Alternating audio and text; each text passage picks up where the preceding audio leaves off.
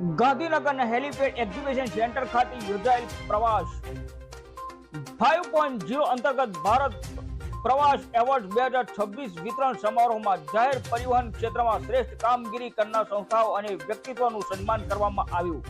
સેવા, સલામતી, નવીનતા, ટેકનોલોજી અને ઉત્તમ સંચાલન માટે વિવિધ એવોર્ડ એનાયત કરવામાં આવ્યા. સમારોહને સંબોધતા મહાનુભાવોએ જણાવ્યું હતું કે જાહેર પરિવહન માત્ર મુસાફરીનું સાધન નથી, પરંતુ સમગ્ર દેશને એક સૂત્રમાં બાંધતું અને વિકાસને ગતિ આપતું મહત્વપૂર્ણ માધ્યમ છે.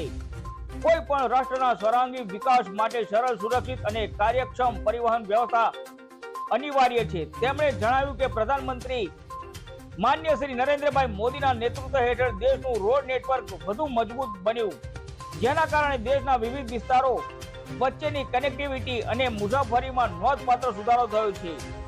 વર્ષ 2047 સુધી વિકસિત ભારતના લક્ષ્યને હાંસલ કરવામાં પરિવહન ક્ષેત્રની ભૂમિકા અત્યંત મહત્વપૂર્ણ રહેશે.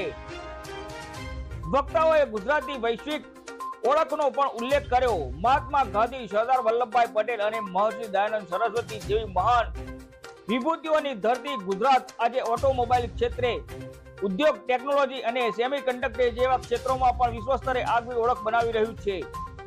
આ પ્રસંગે માર્ગ અકસ્માતોની વધતી જતી ઘટનાઓ અંગે ચિંતા વ્યક્ત કરવામાં આવી.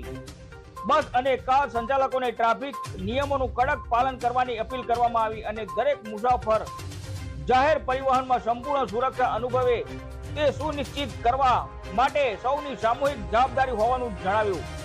અકસ્માતોની સંખ્યા ઘટાડવા માટે ડિજિટલ ટેકનોલોજી અને આધુનિક સુરક્ષા વ્યવસ્થાનો પણ ઉપયોગ કરવાની જરૂરિયાત પર પણ ભાર મૂકવામાં આવ્યો. જાહેર પરિવહનને વધુ સુરક્ષિત માટે સ્માર્ટ અને વિશ્વસનીય બનાવવા માટે સરકાર, સંસ્થાઓ અને નાગરિકોના સંયુક્ત પ્રયાસો જ સમયની માંગ હોવાનું જણાવ્યું.